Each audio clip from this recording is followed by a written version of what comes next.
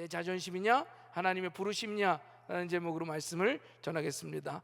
여러분, 한 주간 치열한 삶의 현장 속에서 얼마나 고생이 많았습니까? 여러분, 우리 이 금요일 밤 이 시간은 어떻게 보면 우리의 쉬는 시간이기도 하지만 동시에 어떤 영적인 전쟁터 같은 시간이라는 거죠.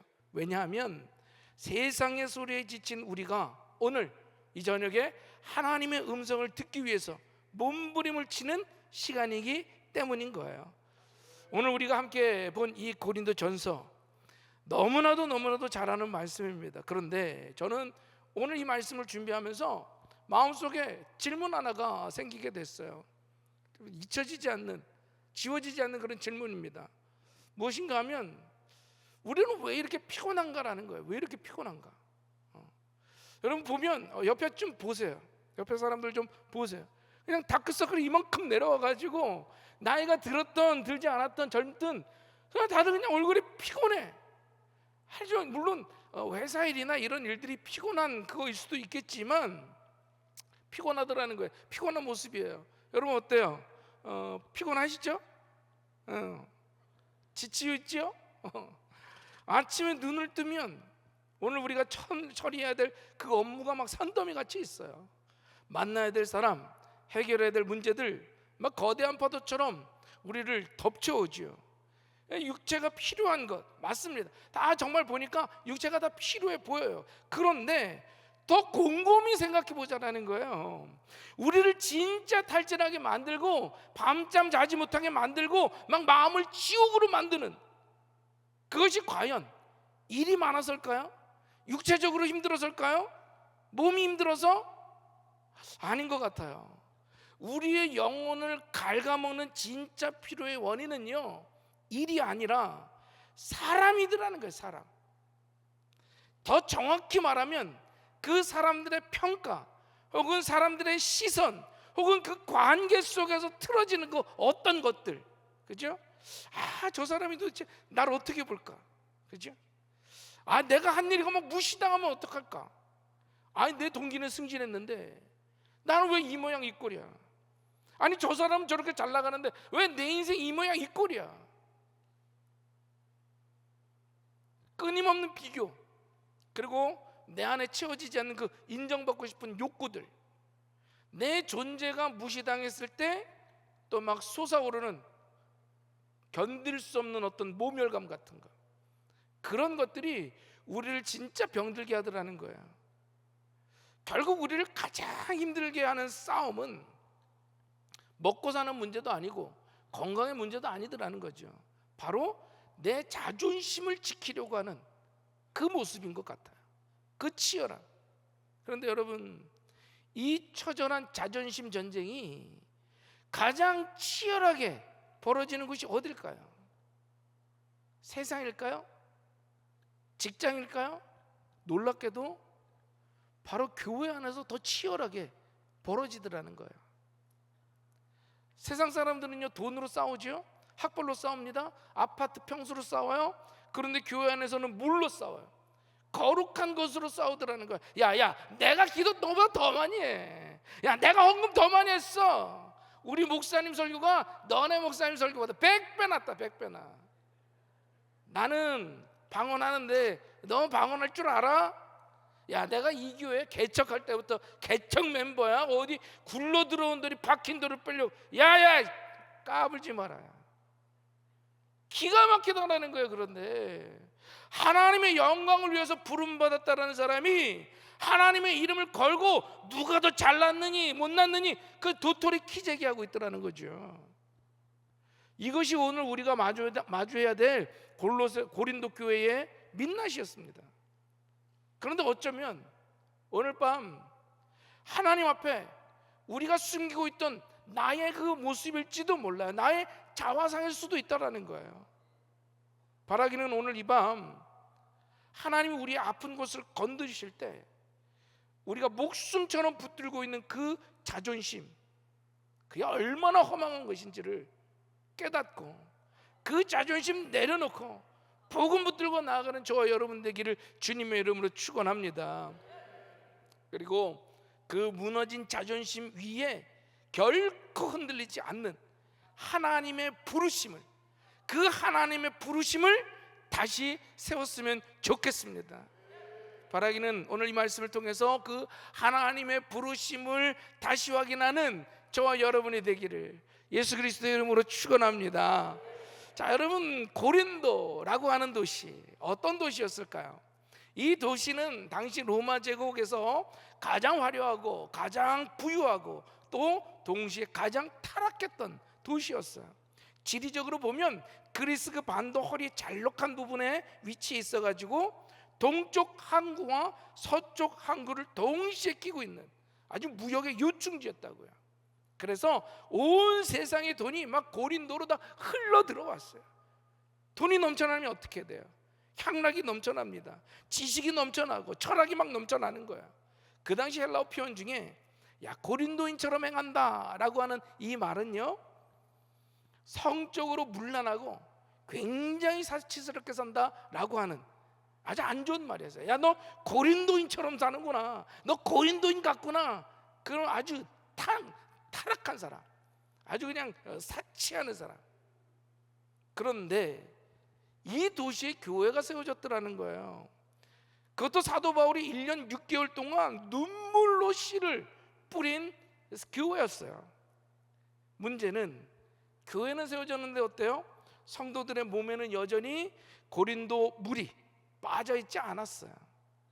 세상에서 1등 해야 되고 세상에서 주목받아야 되고 남을 밟고서라도 올라가야 되는 그 치열한 경쟁 심리가 교회 안에 그대로 들어왔다라는 거예요. 그래서 생긴 게 뭐냐? 파당이었습니다. 파당. 네 편 내 편. 오늘 본 말씀 12절 한번 보세요. 12절 교회가 네 조각이 냈죠. 내가 이것을 말하거니와 너희가 각각 이르되 나는 누구에게? 바울에게. 나는 누구에게? 아볼로에게. 나는 누구에게? 게바에게. 나는 누구에게? 그리스도에게. 이 네 파로 쫙쫙 갈라져 버렸어요. 이게 무슨 뜻이냐면 단순히 좋아하는 목사님을 따라서 나뉘었다라는 뜻이 아닌 것이에요. 이것은 철저하게 세속적인 자랑이 드러나는, 그 세속적인 자랑이 대결하고 있는 모습이었다라는 거죠. 바울파는요 이런 얘기를 했을 거예요. 야야야, 그래도 우리 교회 개척한 분이 누구냐? 바울 선생님 아니냐? 바울 선생. 야, 좀 의리가 있어야지. 우리가 원조야, 원조. 우리 원조를 지지한다. 이들에게 있는 마음은 뭐예요? 기득권, 전통, 이걸 자랑하는 사람들이에요. 아볼로파는 누굽니까? 사도행전 18장에 보니까 이 아볼로는요 알렉산드리아 출신의 유대인이었어요. 언변이 얼마나 좋은지, 성경이 아주 능통했다라는 거예요. 그 당시에는 신약이 없었으니까 그 창세기부터 말라기까지 있죠. 아마 그 구약에 있어서, 율법에 있어서, 토라에 있어서 기가 막히게 막 그 어떤 성도님들은 그런 말 하더라고요. 야, 목사님이 막 성경을 쪼개가지고 얼마나 그냥 기가 막히게 설교를 하는지, 기가 막힌 설교자였던 것 같아요. 더더군다나 고린도 그 사회는요 수삭을 아주 좋아했어요. 말을 얼마나 화려하게 하느냐, 논리가 얼마나 정연하느냐, 이게 바로 그 사람의 인격이었다고요. 그런데 어때요? 바울은 말이 좀 어눌했어요. 반면에 아볼로는 달변가였습니다. 아주 세련됐어요. 그러니 지식층들이 그냥 뭐 아볼로 하면 껌뻑껌뻑 죽는 거야. 야, 바울 선생 봐라. 저희 말하는 것도 촌스럽고 투박하고, 요즘 트렌드는 아볼로 목사. 저 세련된 논리, 저 지성. 아볼로를 쫓는 사람들은 누구였어요? 자기의 지식과 세련됨을 자랑하는 사람들이었다라는 거예요. 반면에 게바파는요, 게바 누군지 아시죠? 베드로. 야야, 웃기지 마라. 바울은 예수님 생전에 예수님 따라다니지도 않았던 사람이야. 아볼로, 야야, 걔는 사도도 아니야. 베드로야말로 정말 예수님의 수제자 아니냐. 정통성, 이 예루살렘에 있는 그 정통성을 가진 사람, 권위와 정통성을 자랑하는 그 사람들이 게바를 쫓았어요. 마지막으로 그리스도파는요. 굉장하죠? 괜찮아 보이죠? 실은 이들이 제일 무서운 사람들이에요. 야야야야야, 너희 사람들 따르냐? 야, 우리는 사람 안 따라. 우리는 직통계시만 받아. 우리는 그리스도에게 직접 속한 사람이야. 야. 여러분 어때요? 굉장히 영적인 척하지만요, 가장 교만한 사람입니다. 그 누구의 지도도 받지 않겠다라고 하는 독선적인 사람. 교회에 꼭 이런 사람들이 있어요. 목사 설교도 안 맞고 사역자들 설교도 난 싫고 나는 직동 계시 받는 사람이야. 그러면서 막 사람들 막 들쑤시고 다녀. 그런데 이 사람들의 진짜 싸움의 본질은 뭡니까? 이 사람들이 십자가 복음으로, 십자가 그리스도의 십자가로 싸웠습니까? 복음의 진리로 싸웠습니까? 아니에요. 내가 지지하는 리더가 최고라는 거야. 야, 내가 속한 그룹, 이게 주류가 되어야 돼. 내 선택, 이거 틀리지 않았다라는 거 내가 증명해내야 돼. 결국 이게 뭐예요? 전체 따지면 자기 자랑, 자기의, 자기 자존심 싸움이었더라고요. 여러분, 우리가 왜 교회 안에서 상처받아요? 여러분, 예수님 때문에 핍박받아서 상처받습니까? 솔직히 그런 사람 별로 없어요. 대부분은 자기 자존심 때문에 상처받아요. 자기 자존심 때문에. 제가 미국에서 있었던 일인데요, 미국에 이제 처음 가서 참석한 교회가 있었습니다. 그런데 거기 아주 유명한, 한인사의 유명한 권사님이 한 분 계셨어요. 그분이 한참, 제가 그 목사님한테 들은 얘기예요. 내가 오기 전에 한 몇 달 전에 아주 그냥 난리를 피웠다는 거예요. 난리를.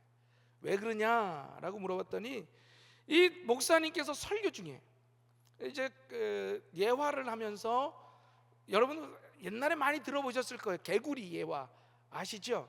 그 개구리가 하늘을 날고 싶은데 이제 어떻게 못하겠다, 그 두 새가 나무 막대를 하나 해줄 테니까 입으로 딱 물고 있으면 내가 날게 해주겠다. 뭐 그래서 그 얘기죠. 첫 번째 동네 갔더니 밑에서 개구리들이 난리가 치는 거지. 야야, 너 어떻게 그렇게 나냐? 그랬더니 입 열면 안 되니까 가만히 있었어요.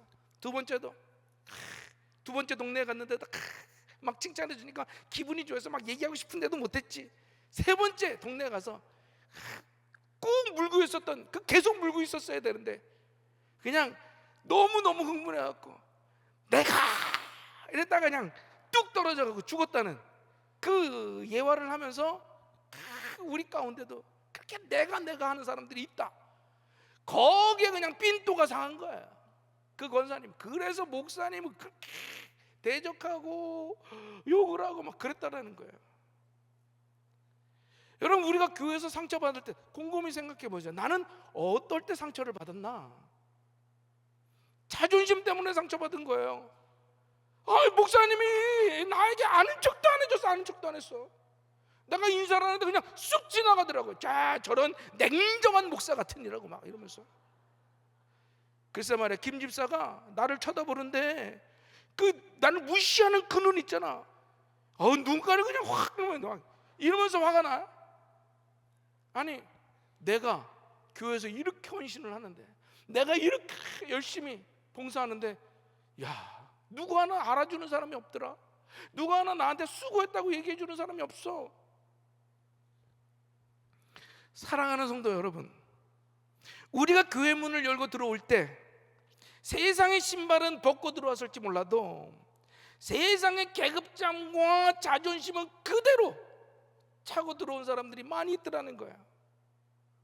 오늘 하나님께서 이 고린도 교회 분열을 통해서 우리 안에 득실거리는 이 자존심의 실체를 적나라하게 고발하고 있는 거예요. 난장판이 된 교회, 고린도 교회 소식을 들으면서 바울의 마음이 어땠겠습니까? 바울이 그냥 지나가던 그냥 부흥 강사도 아니었잖아요. 이 교회를 낳은 영적인 아비였다고요. 그런데 자식이 막 부모를 부정하는 것 같아. 자식들이 아비를 무시해. 고린도후서 10장 10절에 보면요, 고린도 교회 교인들이 바울을 어떻게 뒷담화 했는지 나와요. 예를 들면 개척교회에서 이제 개척 눈물로 뿌려서 막 부흥시키고 개척했는데 이제 다른 데로 나가게 됐어요. 근데 나중에 들리니까 그 성도들이 그 개척한 목사님에 대해서 막 험담 뒷담화를 까는 거예요. 뭐라고? 그의 편지들은 무게가 있고 힘이 있으나 그가 몸으로 대할 때는 약하고 말도 시원치 않다 하니. 무슨 말이에요? 내가 바울 목사님 글을 봤을 때 이 세상에 이런 달필이 있나, 이렇게 우리를 막 가슴을 막 울리게 하는 이런 글이 있나. 그런데 내가 직접 봤잖아. 키도 좀 해나갖고 말도 막 더듬고 막. 그라고는 다르대 사람. 그거 못 봐주겠더라. 바울 글은 조금 쓰는 것 같은데 만나보니까 영 별로야. 별로. 외모도 볼품없고 키도 작고 결정적으로 설교 너무 못해. 아볼로 목사님 보다가 바울 목사님 와서 설교하잖아. 잠이 그냥 온다. 이렇게. 여러분, 사역자들에게, 목회자에게 말을 못한다, 설교가 별로다, 이 말은요 사형선고나 다름없어요. 가장 치명적인 인격 모독이라고요. 혹시 여러분의 담임 목사가 그러더라도 여러분 기도해 주세요. 우리 담임 목사, 내가 수면제 필요 없잖아. 교회 가면 꿀잠을 그렇게 자더라니까. 혹시 그렇더라도 우리 담임 목사님 설교 좀 제발 잘하게 해주세요라고 기도해 주시지, 뒤에서 뒷담화는 해주지 말아주세요. 그것뿐만이 아니라 고린도 교회 성도들은요 바울의 사도직 자체를 의심했다고요. 저 사람 가짜 아니야? 예수님 제자도 아니었잖아. 심지어 사도 바울이 이 사례비도 받지 않고 자비량으로 사역하는 것까지 막 꼬투리를 잡는 거야. 다른 사도들 봐라, 당당하게 사례비 받는데 사도 바울은 안 받아. 이게 뭔가 구린 구석이 있으니까, 찔리는 게 있으니까 안 받는 거지. 자기가 사도 자격이 없는 것 같으니까 돈 안 받는 거 아니야, 막 이러면서 사도직 그 직책까지도 조롱해요. 선의를 악으로 갚아. 만약에 여러분이라면 어떡하겠습니까? 여러분이 이렇게 자존심이 짓밟히고 난도질 당한다면 어떨 것 같아요? 전 못 참을 것 같아요. 막 나 같으면 너 그렇게 잘났어?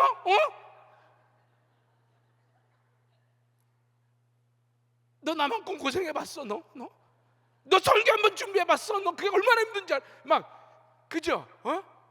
막 난 가서 짜증쓸 것 같아. 막 더더군다나 내가 키운 애들인데, 내가 키운 애들이 아니에요. 내가 키운 애들이잖아요. 내가 너희들을 어떻게 키웠는데 니들이 나한테 이럴 수가 있어?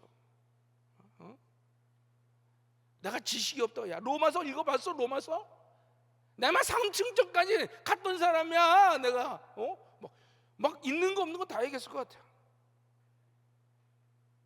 내 스펙, 내 업적, 막 목에 핏대서 하면서 그게 인간 아니에요?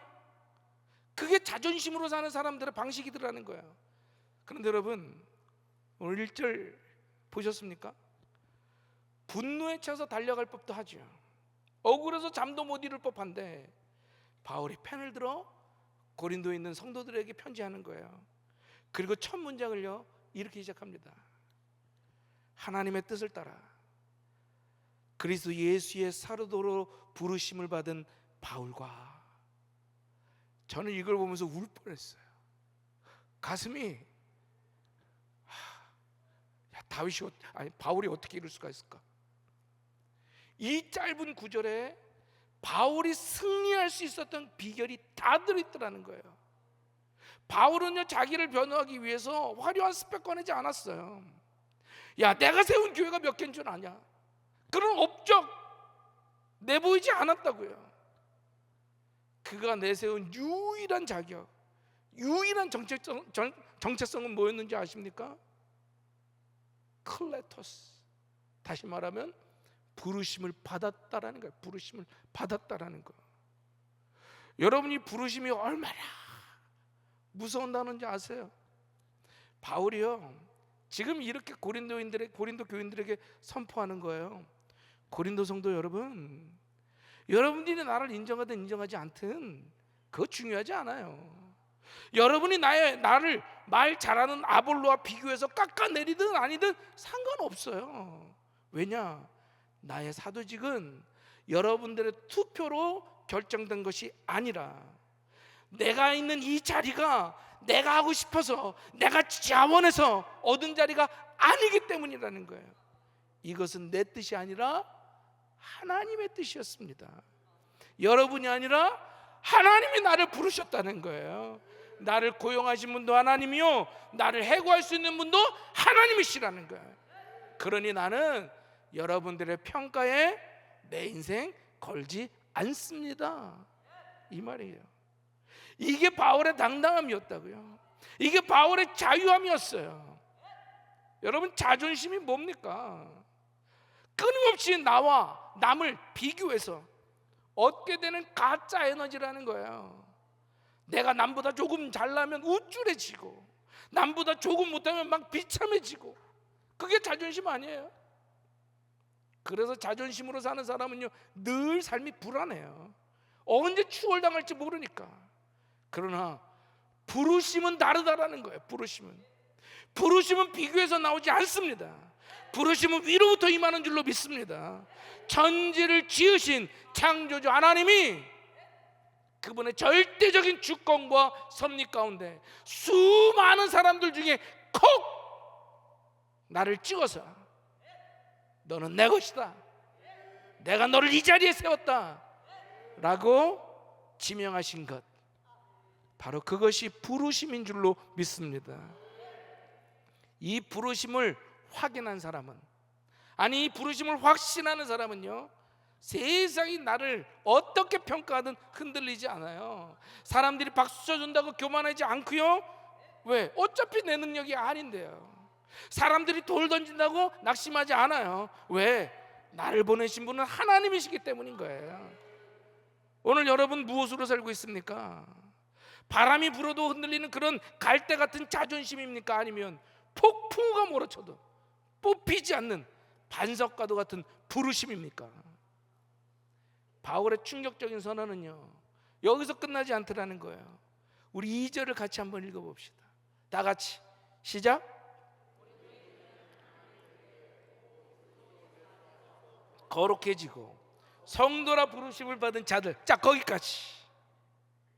바울은요 지금 엉망진창인 고린도 교회들을 향해서 똑같은 단어를 쓰고 있는 거야. 야, 너희들 성도로 부르심을 받은 자들이야. 여러분, 이게 무슨 뜻입니까? 야야야, 너희가 지금 서로 잘났다고 싸우고 있는데 야, 착각하지 마라. 너희들이 거룩해서 성도가 된 것이 아니야. 너희가 아볼로처럼 말을 잘해가지고 너희가 돈이 많아서 너희 지식이 뛰어나서 하나님의 자녀가 된 것이 아니야. 나 바울이 자격 없는 중에 하나님의 은혜로 부르심 받았던 것처럼 야, 너희도 똑같이 자격 없는 중에 하나님의 일방적인 은혜로 부르심을 입은 자들일 뿐이라는 거예요. 바울은 이 한마디로 고린도 교회 교만의 뿌리를 완전히 잘라버렸다는 거예요. 여러분, 모두가 은혜로 부르심 받았는데 도대체 누가 누구 앞에서 자랑할 수가 있어요? 모두가 빚진 자들인데 누가 누구를 정죄할 수 있습니까?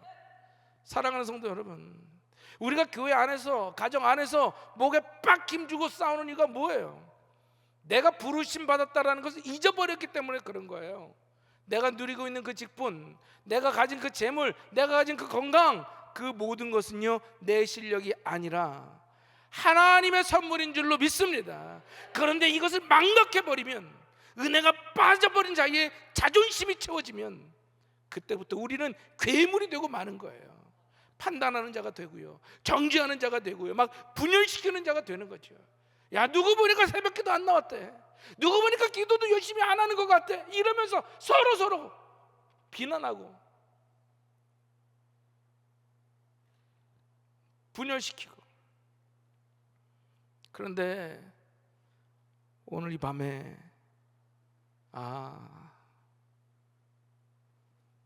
나도 자격 없는 죄인인데 하나님이 그런데도 불러주셨지.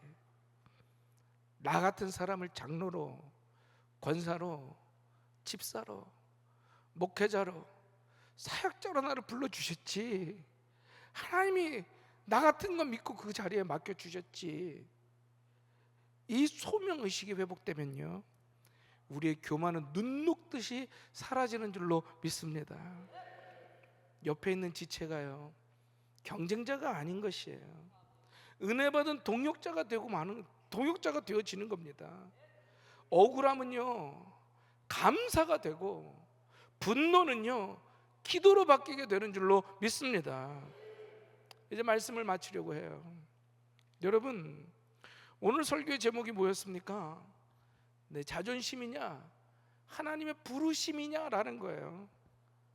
오늘 이 자리에 나오신 분들 중에 혹시나 무너진 자존심 때문에 가슴을 치며 울고 계신 분들도 있을 거예요. 직장에서 겪은 어떤 수모 때문에, 믿었던 사람에게 받았던 그 배신 때문에, 가정에서 인정받지 못하는 그 외로움 때문에 속이 새까맣게 타들어가는 분들도 이 자리에 있을 거예요. 여러분, 잘 오셨습니다. 정말 잘 오신 거예요. 그러나 오늘 이 자리에는 우리가 그저 상처난 자존심을 위로받으러 온 것이 아니라, 하나님께서 우리에게 야, 네가 얼마나 잘났는데 세상 사람이 그걸 몰라주냐, 위로하는 것이 아니라 오히려 하나님은 우리 모두에게 더 크고 위대한 것을 보여주고 있다는 거예요. 네 자존심을 십자가에 못 박으라는 거죠. 너는 사람들의 인정으로 사는 존재가 아니라 세상 평가로 매겨지는 가벼운 존재가 아니라는 거죠. 너는 만왕의 왕인 나의 핏값을 주고 산 내 아들이요 내 딸이라는 거예요. 내가 너를 불렀다라는 거죠. 내가 너를 지명하고 내가 너를 보냈다라고 하는 겁니다. 여러분이 하나님의 음성이 들리십니까? 이 부르심의 확신이 있는 사람은 비굴하지 않아요. 이 부르심의 확신이 있는 사람은 교만하지 않습니다. 오직 묵묵히, 그리고 겸손히, 그리고 당당히 하나님께서 맡겨주신 그 길을 걸어가는 줄로 믿습니다. 오늘 우리 이 기도의 시간에 우리 안에 덕지덕지 붙어있던 그런 세상의 계급장, 자존심, 헛된 욕망들 다 뜯어내는 시간이 되었으면 좋겠어요. 그리고 벌거벗은 영혼으로 하나님 앞에 서서, 그리고 그 음성을 듣는 거죠. 내가 너를 불렀노라, 내가 너를 불렀노라. 그 부르심의 감격이 회복될 때 우리를 짓누르고 있던 그 우울증과 피로와 상처는 떠나가고 다시 일어설 수 있는 그 새 힘이 하늘로부터 능력이 임할 줄로 믿습니다. 바라기는 이 시간 이제 우리가 찬양하고 기도할 때 그 모든 찌꺼기들을 다 벗어버리는 시간이 되기를 예수 그리스도의 이름으로 축원합니다. 예수 그리스도의 이름으로 축원합니다. 우리 함께 찬양합시다. 하나님의 부르심.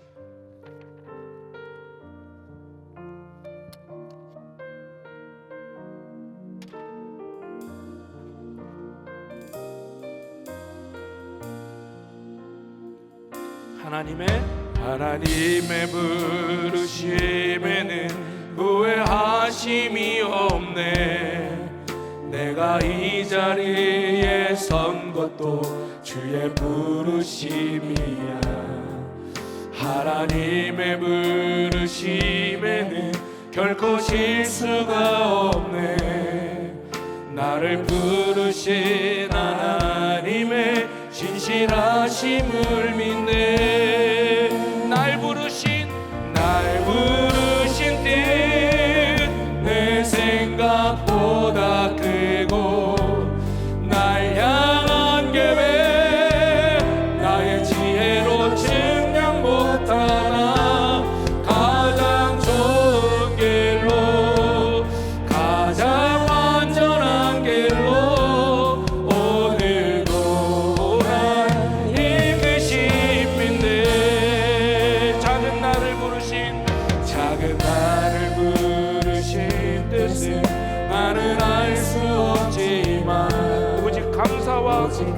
보사 순종으로 주의 길을 가리라.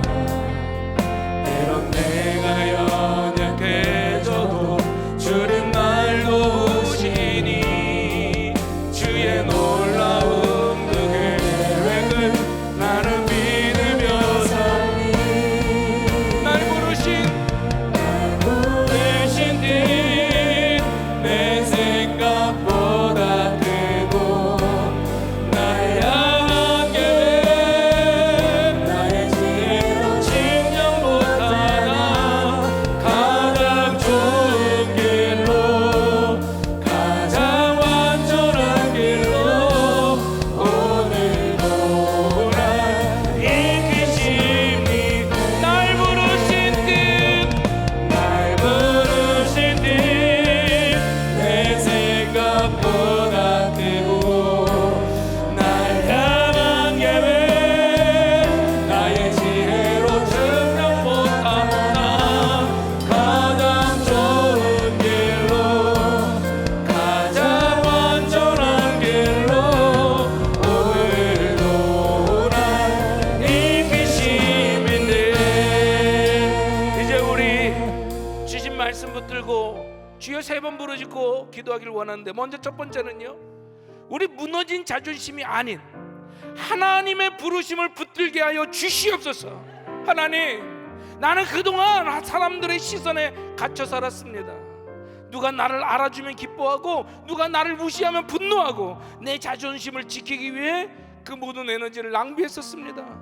주님, 이 시간 나의 썩어질 자존심을 십자가에 못 박게 하여 주시옵소서. 세상의 평가가 아니라 나를 부르신 하나님의 뜻을 붙들게 하여 주시옵소서. 너는 내 것이다라고 말씀하시는 그 주님의 음성만이 나의 유일한 자존심이 되게 하여 주시옵소서. 우리 이와 같은 기도 제목을 가지고 주여 한번 부르짖고 간절히 기도합시다. 주여.